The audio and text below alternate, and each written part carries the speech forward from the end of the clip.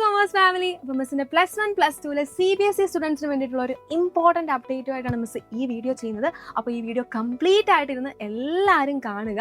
അപ്പോൾ എന്താണെന്ന് ചോദിച്ചു കഴിഞ്ഞാൽ നിങ്ങൾ ഓൾറെഡി അറിഞ്ഞിട്ടുണ്ടാവും നമ്മുടെ എക്സാം പാറ്റേൺ, CBSE ബോർഡ് എക്സാമിൻ്റെ പാറ്റേണിൽ ഒരു ചെറിയ ചേഞ്ച് വന്നിട്ടുണ്ടെന്ന് അറിയാം. അപ്പോൾ എല്ലാവരും അതോർത്ത് ടെൻഷനായിട്ടും പേടിയൊക്കെ ആയിട്ട് ഇരിക്കുമായിരിക്കും അല്ലേ? പക്ഷേ ഒന്നും കൊണ്ടും പേടിക്കേണ്ട, ഒരു ചെറിയ ചേഞ്ചസ് മാത്രമാണ് വന്നേക്കുന്നത്. നമുക്കറിയാം നമ്മുടെ എക്സാം എപ്പോഴാണ് സ്റ്റാർട്ട് ചെയ്യുന്നത്. നമ്മുടെ എക്സാം സ്റ്റാർട്ട് ചെയ്യുന്നത് February 15 അല്ലേ? February 15 നമ്മുടെ എക്സാംസ് സ്റ്റാർട്ട് ചെയ്യുന്നത്. ടിൽ എപ്പോൾ വരെയുണ്ട്? നമുക്ക് April 4 വരെയാണ് നമ്മുടെ എക്സാംസ് ഉള്ളത്. ഓക്കെ, അപ്പോൾ നമുക്കറിയാം നമ്മുടെ എക്സാംസ് സ്റ്റാർട്ട് ചെയ്യുന്ന അപ്പോഴാണെന്നറിയാം. അതുപോലെ നമ്മുടെ എക്സാമിൻ്റെ മാർക്സ് എന്ന് പറയുന്നത് നമുക്ക് ഓരോ സബ്ജക്ട്സും 100 മാർക്സിലായിരിക്കും ഉണ്ടാവുക. ഏകദേശം 3 hours ഡ്യൂറേഷൻ ആയിരിക്കും എല്ലാ എക്സാംസിൻ്റെയും ഡ്യൂറേഷൻ എന്നും പറയുന്നത്. ഓഫ്ലൈൻ മോഡാണെന്നും നിങ്ങൾക്കറിയാം അല്ലേ? നമ്മൾ ക്ലാസ്സിൽ പോയി നമ്മുടെ ഹോൾ ടിക്കറ്റും പെന്നും പെൻസിലും ഒക്കെ എടുത്തിട്ടാണ് ഈ പരിപാടിയൊക്കെ ചെയ്യുന്നത് അല്ലേ? അപ്പോൾ നമുക്കറിയാം ഏകദേശം 100 മാർക്സിനാണ് നമ്മുടെ എക്സാം എന്ന് പറയുന്നത്. അതിൽ 80 മാർക്സ് എന്ന് പറയുന്നത് എല്ലാ സബ്ജക്ട്സിൻ്റെയും 80 മാർക്സ് എന്ന് പറയുന്നത് റിട്ടൺ എക്സാം ആയിരിക്കും. തിയറി എക്സാംസ് ആയിരിക്കും. നമ്മൾ എക്സാം ഹോളിൽ പോയിരുന്ന് എഴുതുന്ന സംഭവമാണ്. ബാക്കി 20 മാർക്സ് അക്കൗണ്ടൻസിയുടെയും അതേപോലെ ബിസിനസ് സ്റ്റഡീസിൻ്റെയും എക്കണോമിക്സിൻ്റെ ഒക്കെ കാര്യം നോക്കുകയാണെങ്കിൽ ആ 20 മാർക്സ് എന്ന് പറയുന്നത് പ്രോജക്റ്റ് വർക്ക്സ് ആയിരിക്കും. പ്രോജക്റ്റ് വർക്കും കാര്യങ്ങളും എന്തെങ്കിലും അസൈൻമെൻറ്റും കാര്യങ്ങളൊക്കെ തരുന്നതായിരിക്കും. ഇനി മാത്സിൻ്റെ കേസ് നോക്കുകയാണെങ്കിൽ നമുക്ക് 80 മാർക്സ് റിട്ടേൺ ആണ് ആൻഡ് 20 മാർക്സ് നമ്മുടെ ഇന്റേണൽ മാർക്സ് ആയിരിക്കും. ഓക്കെ, അപ്പോൾ ഇതാണ് നമ്മുടെ എക്സാം പാറ്റേൺ എന്ന് പറയുന്നത്. ആൻഡ് നമുക്ക് പാസിംഗ് ക്രൈറ്റീരിയ ഉണ്ട് അല്ലേ? ഓരോ സബ്ജക്ട്സിനും നമുക്ക് എത്ര മാർക്ക് കിട്ടിയിരിക്കണം? 33%. അതായത് 100-ൽ 33 മാർക്ക് നിങ്ങൾക്ക് കിട്ടിയേ പറ്റുള്ളൂ. ഓക്കെ, പാസിംഗ് ക്രൈറ്റീരിയ നമ്മൾ നോക്കുകയാണെങ്കിൽ ഓരോ സബ്ജക്ട്സിനും 33% ആണ്. ആൻഡ് അത് മാത്രമല്ല നമ്മൾ നോക്കുന്നത്, അതായത് 100-ൽ നമുക്ക് 33 മാർക്ക് കിട്ടിയിരിക്കണം നമ്മൾ ജയിക്കാനായിട്ട്. അതുപോലെ തന്നെ passing marks for the overall exam, അതായത് ഓരോ സബ്ജക്റ്റിനും 33 മാർക്ക് കിട്ടണം. അത് മാത്രം കിട്ടിയാൽ പോലും നമ്മൾ എല്ലാ സബ്ജക്റ്റും നോക്കുമ്പോൾ നമ്മൾ ടോട്ടലായിട്ട് ആവറേജ് എടുക്കത്തില്ലേ? അപ്പോഴും നമുക്ക് ആഗ്രിഗേറ്റ് നമുക്ക് എത്ര കിട്ടണം? 33% എങ്കിലും കിട്ടണം, അല്ലെങ്കിൽ നമ്മൾ പാസ് ആവത്തില്ല എന്നാണ് സംഭവം എന്ന് പറയുന്നത്. അപ്പോൾ നമ്മുടെ എക്സാം പാറ്റേണിൽ എന്താണ് ചേഞ്ച് വന്നേക്കുന്നത് നമുക്ക് നോക്കിയാലോ? യെസ്, നോക്കാം. അപ്പോൾ നോക്കിയേ, ഒന്നുമില്ല. സംഭവം എന്ന് പറയുന്നത് നമുക്ക് ടൈപ്സ് ഓഫ് ക്വസ്റ്റ്യൻസ് നിങ്ങൾക്ക് അറിയാം. നിങ്ങൾക്ക് ഓൾറെഡി ഉള്ള പോലെ തന്നെ എന്തൊക്കെ ഉണ്ടാവും? നമ്മുടെ കോമ്പിറ്റൻസി ഫോക്കസ്ഡ് ക്വസ്റ്റ്യൻസ് ഉണ്ടായിരിക്കും.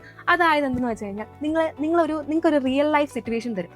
അതിനെ നിങ്ങൾ എങ്ങനെ ഫേസ് ചെയ്യും, അതിൻ്റെ എത്രത്തോളം നിങ്ങൾക്ക് ആ കാര്യങ്ങൾ അറിയാം അല്ലേ? നമ്മുടെ റിയൽ ലൈഫ്, അതായത് നമ്മുടെ കാര്യങ്ങളും ഒക്കെ നിങ്ങൾക്ക് എത്രത്തോളം അറിയാമെന്ന് നമ്മൾ ടെസ്റ്റ് ചെയ്യുന്നതാണ് നമ്മുടെ കോമ്പിറ്റൻസി ഫോക്കസ്ഡ് ക്വസ്റ്റ്യൻസ് എന്ന് പറയുന്നത്. അത് MCQ ഫോംസിലായിരിക്കും. അതായത് നമുക്ക് ABCD എന്ന് പറഞ്ഞാൽ നമുക്ക് ഓപ്ഷൻസ് വരും.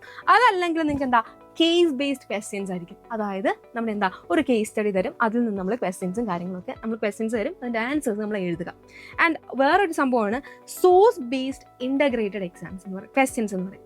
അതെന്ന് പറഞ്ഞാൽ സെയിം തന്നെ നമ്മുടെ കോമ്പിറ്റൻസി ഫോക്കസ്ഡ് ക്വസ്റ്റ്യൻസ് പോലെ തന്നെ റിയൽ ലൈഫ് സിറ്റുവേഷൻസ് നമ്മൾ എങ്ങനെ ഹാൻഡിൽ ചെയ്യും എന്നുള്ള കാര്യം അറിയാൻ വേണ്ടിയിട്ടാണ് നമുക്ക് ആ ഒരു ക്വസ്റ്റ്യനും വരുന്നത്. പക്ഷെ അത് MCQ അല്ലായിരിക്കും, അല്ലെങ്കിൽ വേറെ ഏതെങ്കിലും ടൈപ്സ് ആയിരിക്കും. അത് നമുക്ക് നോക്കിയേ, 100 മാർക്സിൽ 50 മാർക്സും ഈ ഒരു പോർഷനിൽ നിന്നായിരിക്കും.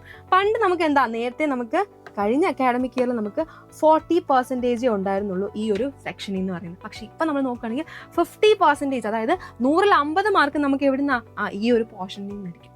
ആൻഡ് അടുത്ത് നോക്കിയേ, സെലക്ട് റെസ്പോൺസ് ടൈപ്പ് ക്വസ്റ്റ്യൻസ്, അതായത് നമ്മുടെ MCQs ABCD തന്നിട്ട് 20 മാർക്സിനായിരിക്കും അതിൻ്റെ ക്വസ്റ്റ്യൻ എന്ന് പറയുന്നത്. 20% അതിൽ നിന്നായിരിക്കും. നേരത്തെ നമുക്ക് എന്ത് തന്നെയായിരുന്നു? അത് 20% തന്നെയായിരുന്നു നേരത്തെ. ഓക്കെ, ആൻഡ് ലാസ്റ്റ് ഒരു ടൈപ്പ് ഓഫ് ക്വസ്റ്റ്യൻ എന്ന് പറയുന്നത് നമ്മുടെ സാധാരണ പഴയ രീതി എന്ന് പറയുന്നത്. അതായത് നമുക്ക് ഷോർട്ട് ആൻസേഴ്സ് എഴുതാനുണ്ടാവും, ലോങ് ആൻസേഴ്സ് ഉണ്ടാവും, എസ്സേസും കാര്യങ്ങളും ബ്രീഫായിട്ട് എക്സ്പ്ലെയിൻ ചെയ്യാനൊക്കെ പറയത്തില്ല. അത് തന്നെ സംഭവം നോക്കിയേ, കൺസ്ട്രക്റ്റഡ് റെസ്പോൺസ് ക്വസ്റ്റ്യൻസ് എന്തൊക്കെയാണ്?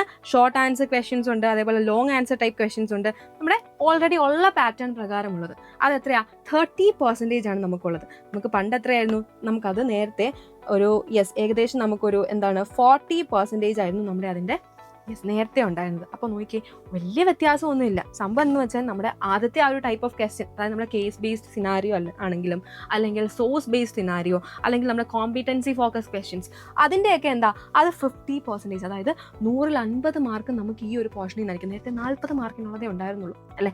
അതുപോലെ MCQ നോക്കുകയാണെങ്കിൽ MCQ സെയിം 20 മാർക്കിനുള്ളത് MCQസിലുണ്ടാവും. നമ്മുടെ ചാപ്റ്റർ വൈസ്, നമ്മുടെ ഓരോ സബ്ജക്ട് വൈസ് ഉള്ള MCQs ആയിരിക്കും. ആൻഡ് കൺസ്ട്രക്ഷൻ ടൈപ്പ് ക്വസ്റ്റ്യൻസ് അറിയാമല്ലോ, നമ്മുടെ ഓരോ സബ്ജക്ട്സിൻ്റെയും നമുക്ക് ഡയറക്റ്റ് ആയിട്ട് ഇങ്ങനെ തരും, എന്താണ് ഇത്, അല്ലെങ്കിൽ അതിന് ബ്രീഫ്ലി എക്സ്പ്ലെയിൻ ചെയ്യുക, അല്ലെങ്കിൽ അതിന് എസ്സേ എഴുതുക എന്നൊക്കെ പറഞ്ഞ് നമുക്ക് ക്വസ്റ്റ്യൻസ് വരില്ലേ.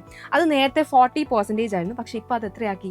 30% ആക്കി. ഇത്രയേ ഉള്ളൂ നമ്മുടെ എക്സാം പാറ്റേൺ വന്ന ഒരു ചേഞ്ച് എന്ന് പറയുന്നത്.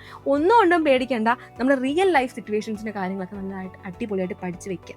ഒരു സിറ്റുവേഷൻ നമ്മൾ എങ്ങനെ ഹാൻഡിൽ ചെയ്യും, അല്ലെങ്കിൽ നമുക്കൊരു കേസ് സ്റ്റഡി തന്നു കഴിഞ്ഞാൽ അത് നല്ലതായിട്ട് വായിച്ച് നോക്കി അതിൻ്റെ ക്വസ്റ്റ്യൻസ് ഒക്കെ അറ്റംപ്റ്റ് ചെയ്യാനുള്ള നിങ്ങൾ ഓൾറെഡി ഒന്ന് പ്രാക്ടീസ് ചെയ്ത് തുടങ്ങുക. എങ്ങനെയാണ് ഈ ക്വസ്റ്റ്യൻസ് ചെയ്യുക എന്നുള്ളത് നിങ്ങൾ പഴയ നമ്മുടെ പ്രീവിയസ് ഇയർ ക്വസ്റ്റ്യൻസ് ഒക്കെ നോക്കിക്കഴിഞ്ഞാൽ ഏകദേശം കുറേയൊക്കെ നിങ്ങൾക്ക് മനസ്സിലാവും. പക്ഷെ നിങ്ങൾക്ക് ഒന്നുകൊണ്ടും പേടിക്കേണ്ട, സിമ്പിളാണ്. വലിയ ചേഞ്ച് ഒന്നും വന്നിട്ടില്ല, ഒരു ചെറിയ ചേഞ്ച് മാത്രമേ വന്നിട്ടുള്ളൂ. ഓക്കെ, അപ്പോൾ ഒന്നുകൊണ്ടും പേടിക്കേണ്ട. എന്തായാലും നല്ല അടിപൊളിയായിട്ട് നിങ്ങൾക്ക് എക്സാം എഴുതാൻ ഉറപ്പായിട്ടും സാധിക്കും. ട്രിപ്പിളായി നിങ്ങളുടെ കൂടെ തന്നെ ഉണ്ടായിരിക്കും. അപ്പോൾ ഓൾ ദ വെരി ബെസ്റ്റ്.